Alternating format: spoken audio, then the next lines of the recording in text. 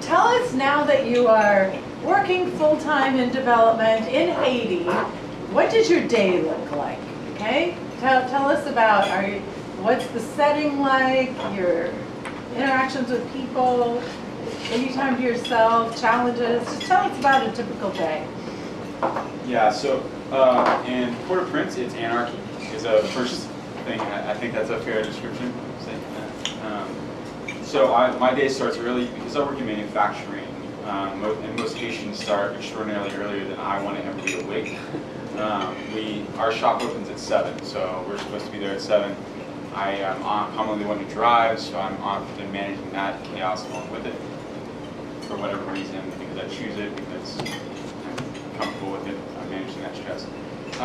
My day is often filled with a fair amount of administration, a fair amount of just observation and coaching with our staff.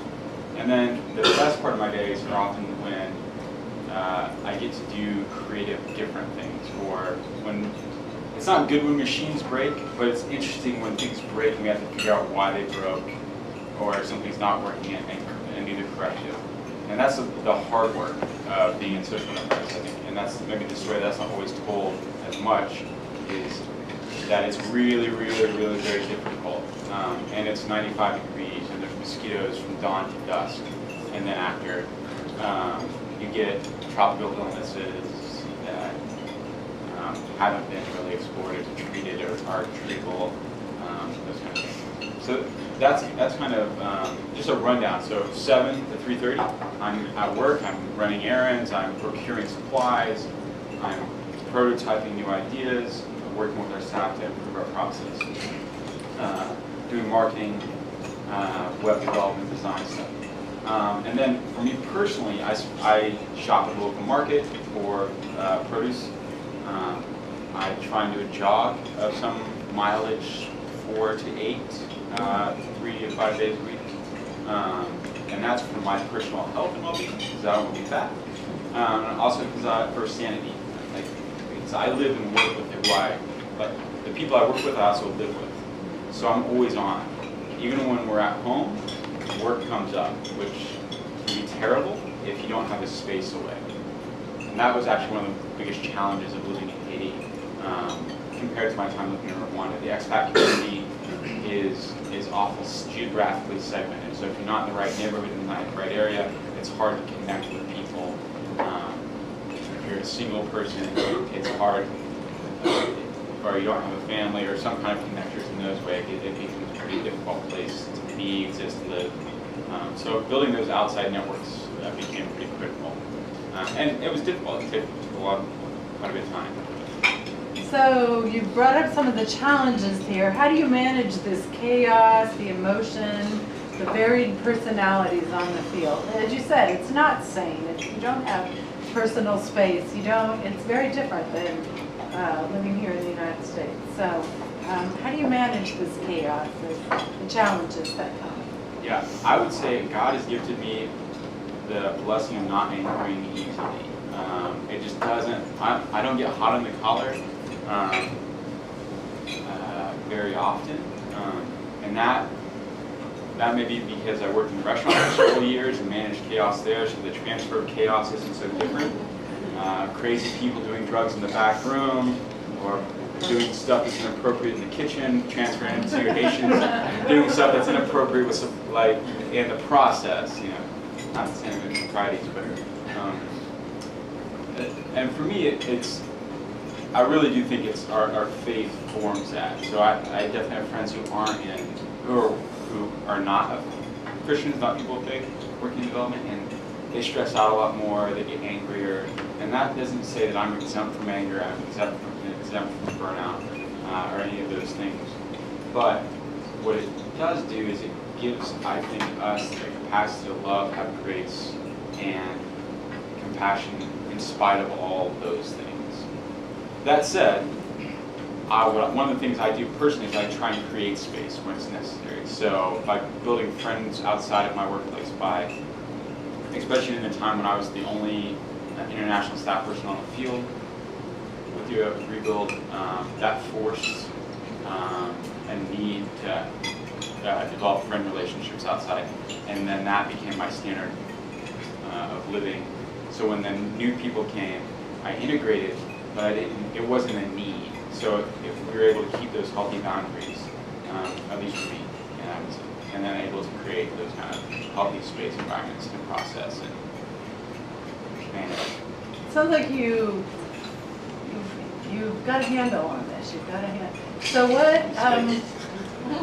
He does it well. It can't be easy. Okay, a manufacturing grassroots organization in Haiti. Imagine. So, can you share like some of your insights or something God's taught you maybe recently from your work there? Yeah.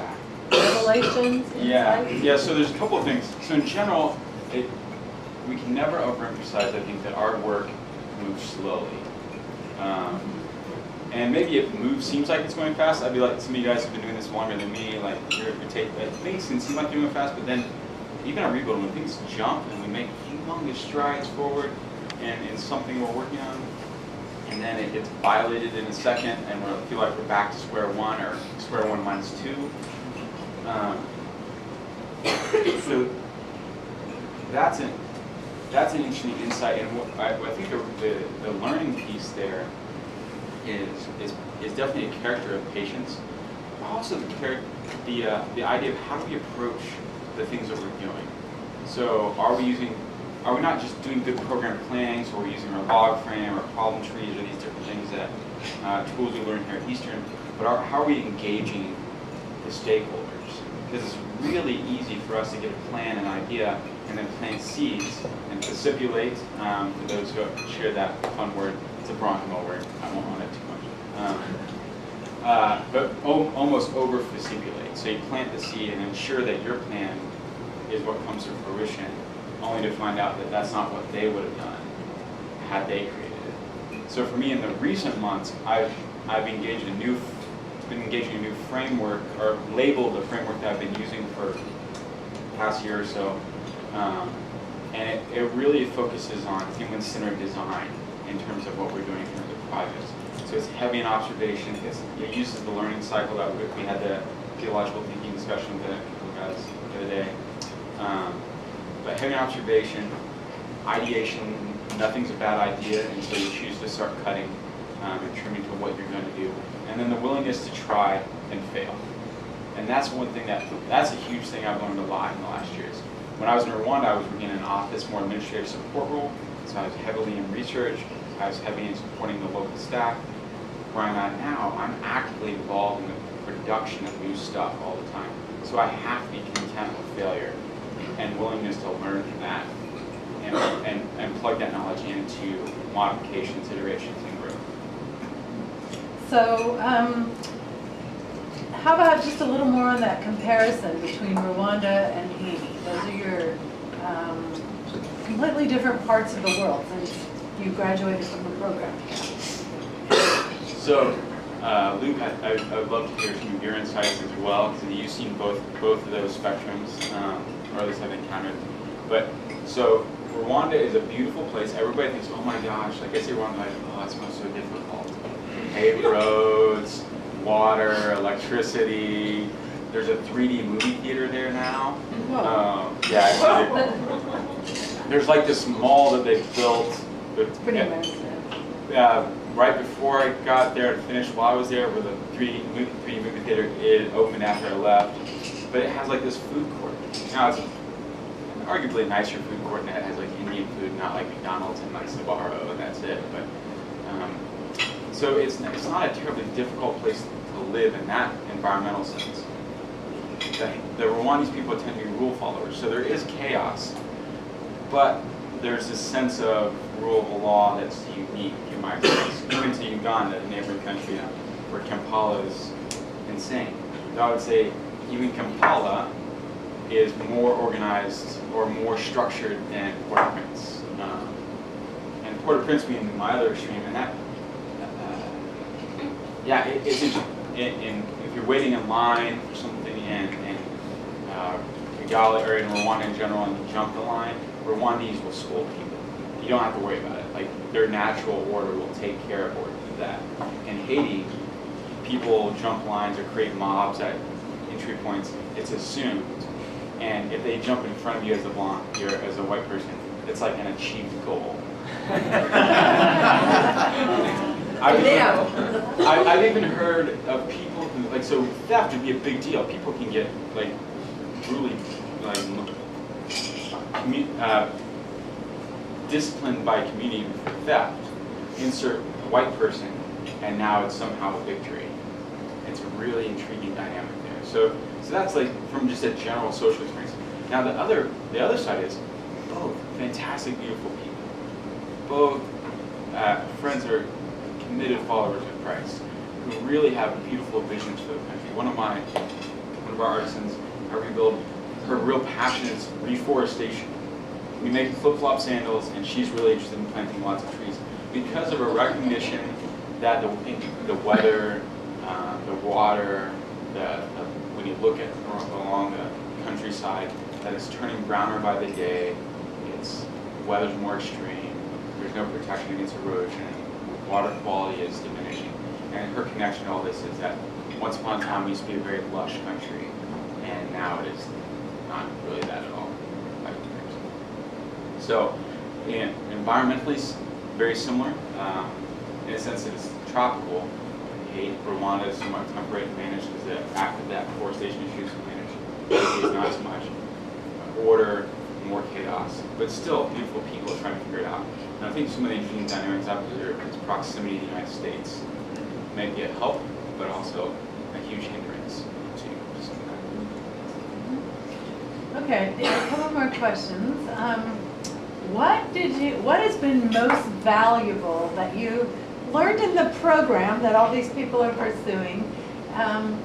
Just a lesson or two, a class, a long journey, something, whatever. What's been most valuable to you on the field from your experience at Eastern? What did you take? What's the most valuable stuff you took with you? One thing has been just learning that we actually know what we're talking about. As I felt like one of the struggles once I hit the field, because I didn't have a lot of field experience pre-Eastern, where we got the degree in the education. It's all theoretical. How does that play out in the real world? And you get to the field, and we start engaging the day-to-day, the program, and what we're taught by our faculty.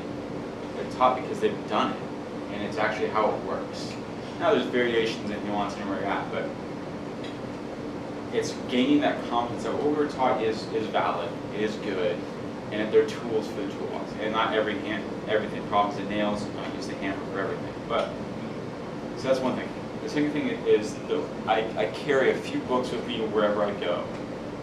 The Bible, which is in digital and non-digital forms, different languages, whatever. Henry Nouwen's In the Name of Jesus is my favorite book. I read it half a dozen times before showing up at Eastern, but just to help you reminder of my place in the kingdom and how we engage people. And Frere's Pedagogy of Christ. It's so easy to become the banker or the person depositing information in the local population, and they're so willing to receive it and submit to that. It's just so detrimental. And my most successful initiatives at Rebuild have been ones that have been facilitated and walked alongside, not ones where I input. Our sanitation program that I was involved in Rwanda, I did a lot of research for it. The most successful component about it was we were learning about how to improve the design together, not us saying this is how it's going to work.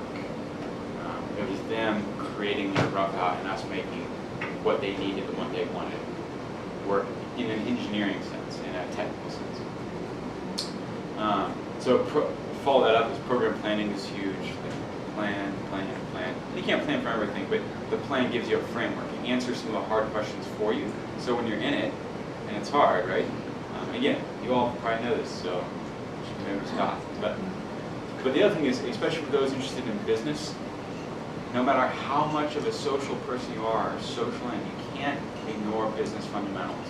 One of the hardest things we struggle with at Rebuild, I'll let you peek behind the curtain, and my boss is very angry right now, but is we don't do business well because everybody on our staff is more highly concerned about the social impact or the social good then about the fundamentals of good R&D for your product development, good branding and marketing, good management of supply chain, and sales to drive the production. That's ultimately making the whole package work.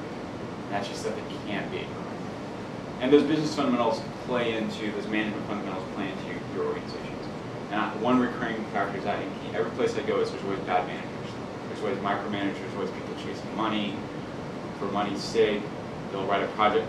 And when I was in Rwanda, there was a leader who said, hey, I would really like you to help my team do some project writing. No problem, we can do that. What's your needs analysis? Where's your community at? Well, we need everything. Maybe I can buy on that, but like, what's priority one? Well, what do you think? Well, I don't live there, so I don't really know. So it's that dynamic of really like sifting away and pulling back, and also the willingness just to say, no, it's time for me to go home. And that's really, really hard. I struggle with that, especially in Haiti all the time. It's 10,000 plus NGOs, a country half the size of the state of Maryland, several 100,000 volunteers rolling in on airplanes in bright colored t-shirts every year, saving the world, 1 week at a time. Cynical, a little bit. Here's the thing though, I don't want them to stop coming, I want them to come well and leave well. I want them to engage in a proper, appropriate way. So that's a whole different dynamic. But in that place, I'm still challenged often. I would say one thing that could help Haiti, half of those NGOs go home. But yet I'm still there. So that's my perspective and my sin, right? So how do we wrestle that out? Deke, what do you wish you had got from this program that you didn't get? Wait a minute, can we have that on film? Yeah. No, it just maybe it was offered to him, but he didn't. No, whatever. He did put a nice plug in for him. No, I'm not trying to rag on our program. I'm just saying, what are some of the challenges out there that we need to be aware of and prepare ourselves to meet that maybe surprised you that nobody in SLD ever brought up in all your multitude of classes? Right. That's a better way to say it. Yeah, so this is the thing, and this is, I guess, would fall into maybe a difference between the on-campus and your all's method for taking the program. Is when I took a job in Rwanda, showed up with a lot of faith that things would work out, and they worked out. There was a lot of trial along the way. I was in need of a job between finishing my work in Rwanda and starting in Haiti. Welcome, Grace. And so when I got a healthy bite that didn't look bad, I chose for something that was good rather than best, right? And figuring out how to have patience even when it's choosing something different for a season. I don't regret my time in Rwanda, or in Haiti, or Rwanda. It's been excellent learning, awesome. And that's not necessarily something that maybe SLD left out, but it's hard sometimes it's hard to know how to choose the right position. And it's hard to hear God's leading because sometimes they're all good ideas or all good options. And that what we're distilling is not what's good versus bad, but what's good versus best. And that's, I think, the more profound challenge that I don't have an answer for. So that's on you all. I'm out. And then the other thing I would say is my research class, we did not take it as seriously as we should. So applied research, M&E, it's a big deal. If you have any kind of large scale funding for any program you have, you're going to demand it. Your donors are going to be interested in what you're actually doing, and you should be too. Rebuild, we just did an impact study that I created based on, and I think it was a fairly decent impact study, but I learned so much about what I didn't do well through doing it, which is how you learn. So I'm open to that. But we missed out on lots of learning opportunities through that because I didn't have the experience. And Rebuild wasn't doing the due diligence to find that knowledge within their own programs from the first day they started, which is awesome about that. Good, so pay attention in research class. Yeah, we heard that. I didn't say that. Come on, I didn't say that. Come on. Who's riding downtown in the Lotus today? Let's open it up for questions for Deke. Shauna and then Craig.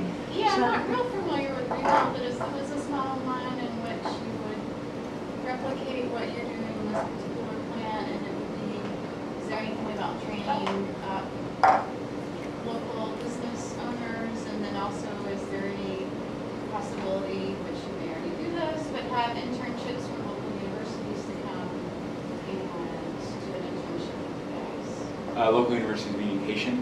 Asian University, business major. So we do have a couple of internship opportunities, but they're actually targeted at highly vulnerable populations. So they're more like trade skill internships, facilitated through the French Red Cross and an organization called Opportunity du Monde, Opportunity of the World, or something, Entrepreneurs of the World. And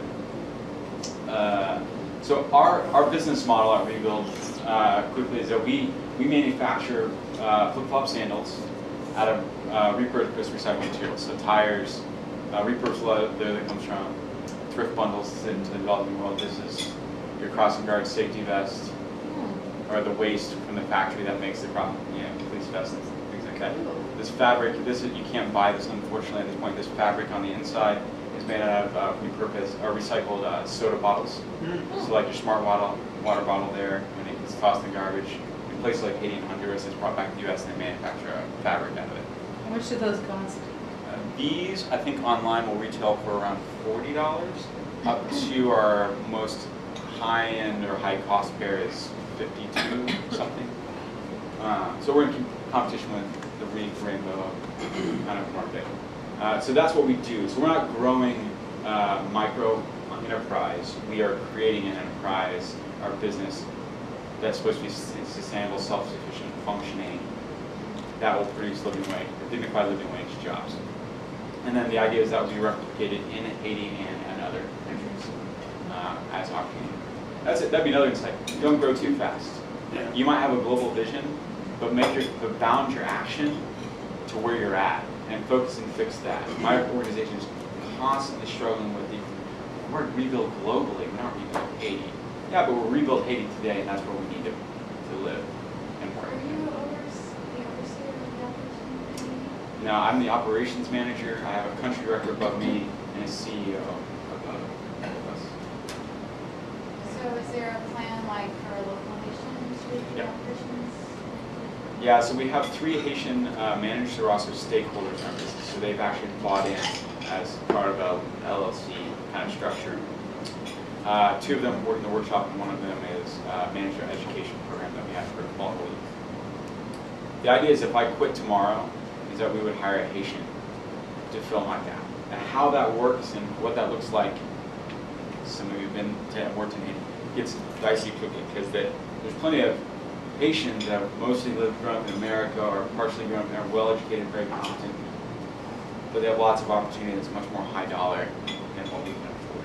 So it will be difficult transition to get locals who are in our economic capacity and also our skill and productive capacity. Craig had a question.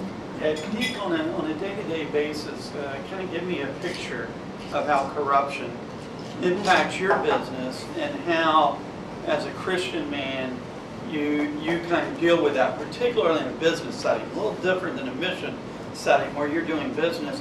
How do you deal with that? I know it is very different from Rwanda, where it is a lower level of corruption there. How do you deal with it, and how does it intersect with your faith? Yeah, so mostly I don't have to, or I ignore it. So when I get pulled over, I have a standing rule: I'm not paying a bribe unless somebody's trucking me off to a Haitian jail. Right. And even then, I'm really going to work hard not to pay a bribe. But I don't really want to spend too many nights in Haitian jail. Right. Because you don't get to sleep, there's not that much space. Yeah, so my sustaining operation is, this isn't prescriptive. There are instances where you will probably be backed in a corner and maybe in a situation where there is no out. But to quote from a favorite TV show, there rarely is a gun to your head. Yeah. unless there is. And then give them your wallet. So my country director, she gets pulled over all the time and gets hassled and has paid for it. She's also been breaking the law.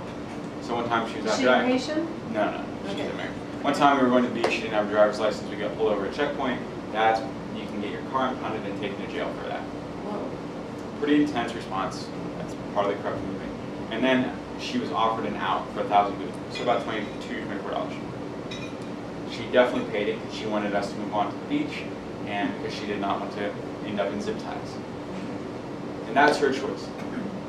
My deal is I try not to break the law.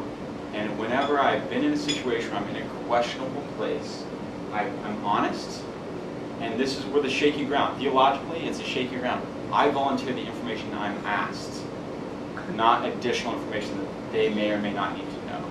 So for example, I operate under a visitor's visa, a tourist visa, currently. My organization has not done the work to make all our staff under work visas. In Rwanda, that was a huge issue for me. It was a huge issue for the organization. It was very difficult for me to get. I had to start my own business to do that in Rwanda. I have a consulting firm that's legally operational in Rwanda so that I have a functional visa. And it's because they locked down immigration law in Rwanda, so I found a creative way around it. Circumlocution, whatever, in linguistic terms. In Haiti, and in Rwanda, they did a better job of tracking. So when I would go in and out of the country before I established my work visa, they started to become aware because it's on a computer screen right in front of them. You're in and out of the country a lot. You're going to Uganda a lot. Why are you traveling back and forth? You seem to be learning Kinyarwanda. What's this about? They're putting the heat on me. In Haiti, I have not encountered that to this point, and that doesn't make it okay. I think being legal in the country is relevant. If you want to have a strong stance on immigration in the U.S., you got to have a strong stance on your immigration status elsewhere. That said, you're also working with an organizational structure, so how that works out it gets fuzzy. But in that same circumstance, if I ask questions, I'm honest, but sometimes I'm honestly vague. So what are you doing in Haiti? I'm doing business, because that's what I mark on the sheet. So I don't lie. When I show up at the airport and it says tourism or business, I check business, and if they ask what I'm doing, I'm consulting with a social enterprise, and I have a consulting-based contract. So at no point do I deceive them. I might not volunteer all the information I want to get to volunteer. Good answer. Other questions? Part of my question has already been asked, but I'm sort of just curious to hear your experience in Africa and other places abroad. Based on my own experience with Westerner, is that when it comes to a developing country, they want to fix everything, including we the people that live in the resident. That's what we were talking about in terms of the corruption. Even the local people that you work with, they can also be a challenge. That's why people get frustrated because they want to first start fixing the people that they work with. I don't know how have been your experience in working in some of those countries like Ivory Coast, where the system, it just, for lack of a better word, mess up that you need to deal with. Even getting a permit to work and staying in the Ivory Coast can be a challenge. So I don't know how have you been able to deal with some of those systems that Greg was talking about, where corruption is the order of the day. You can bribe people, you don't even have to say, look, go down here, you can let it and give it to somebody so that you can get paid going. Yeah. I don't know what my question is. Yeah, no, so let me just make sure I'm understanding your question. So you're asking kind of a follow-up on the corruption question on how I'm dealing with the dynamic where we're wanting to fix everything, being frustrated with systems that don't function in the way that we normatively think they should, and that in the follow-up in the ways that we've created to work around those systems. Yes, yeah. So I would say that there are definitely broken systems. I think I've described in Haiti that it's an engineered difficulty. There's roadblocks that are almost created. Now, whether that's engineered from a master person, I don't think that. I think it's time and different people's self-interest or incentives help produce that. I think, to use Haiti as an example, if the government's a pain, it takes a long time, everything's done on paper, there's nothing done digitally, you have to have documents that I don't know where my birth certificate exists. I'm sure it's somewhere in my parents' house, but I haven't needed it in a long time.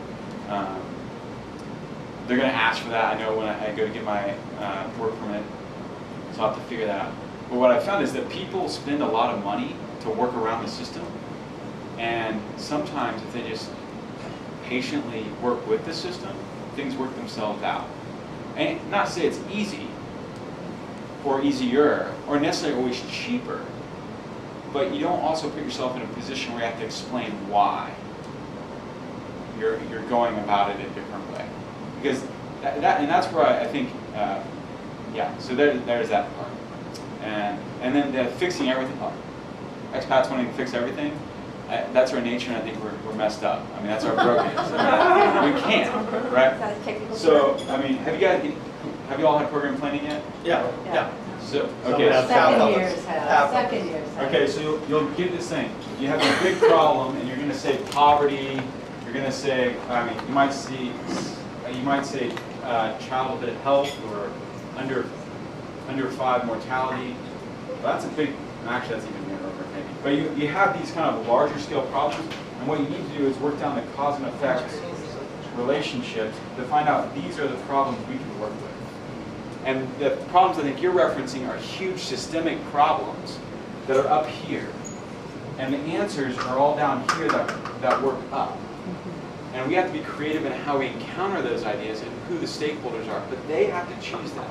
And one of my conclusions after living a year in Haiti, or one of the distinctions I think between Haiti and Rwanda is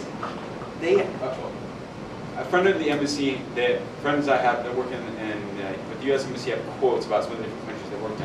And one of the quotes about Haiti is, they have to want more than we do. And I think they do. I think the majority of the population do want a better Haiti tomorrow than it is today. But those with power and those as a collective also have to be willing to put some skin in the game in strategic ways to make some of these incremental changes. And we, meaning the outsiders, have to get out of their way and not tell them what they need to do and pay for it. So that makes them do it that way. And I think that's really hard for us, because like you said, we're trying to fix everything. And most things we can't fix. And the other thing is, I get to go home. So even if I break it along the way, I just go home. So I'm even bigger jerk. So that's, I think the reality is, and this is probably preaching to the choir, but we all just have to check ourselves and make sure that we're not leading in charge. I used the word facilitate earlier in the week and even today, and it's Bronco's word for the mashup between facilitator and manipulator. And manipulation doesn't have to be a bad, dirty word unless you're using it in a bad, dirty way. But facilitation blindly might lead people down rabbit trails that we all know aren't good, and they know that aren't good. So the mashup of this is help be a guiding voice that asks good questions, that leads people on this path of self-discovery, so we all get there. Because what I find in my workshop is I discover a lot of things myself that I should have probably known before. But once I started listening rather than talking, that was Jennifer? yeah. Is that like you said you're an LLC format? Do they actually have LLCs? No, it's called SA, Sociedad Anonyme. I don't know what the French, I mean, you probably know more about this than Is the enterprise profitable? And I know probably with that organization you don't have a board of directors, but is there a board of directors just for that business to oversee it? Yeah, so great questions. We are not profitable. We are over 50% donor backed. Again, this is why I say business principles are real. So, and the follow-up that is, there's people will refer to things as charity enterprises. So you're pulling at people's heartstrings to buy your product, but they'll only buy it once, maybe twice, maybe for the grandkids. It's got to be a dang awesome product that people are willing to buy more than once if you want to survive, or service or whatever it is. And that's the thing that people struggle with early on. That's why I said R&D was really huge, because their first pair of sandals were terrible, but they were selling like they were a brick of gold. And that's vision and passion, and that's, I don't want to water down that value, but there's a process, there's steps you can't skip, right? So board question, we do have to have a board because in the States we're a 501c3, so we have a nonprofit board. Just for that business? What? For Revo globally as an entity, we have a board in the States because the CEO is a majority stakeholder in the LLC in Haiti, and she's governed by the board. It trickles down in that way. But there is a committee, so all the different bought-in stakeholders in Haiti have to meet to make major decisions. And they're bound by bylaws, just like any kind of small limited liability corporation.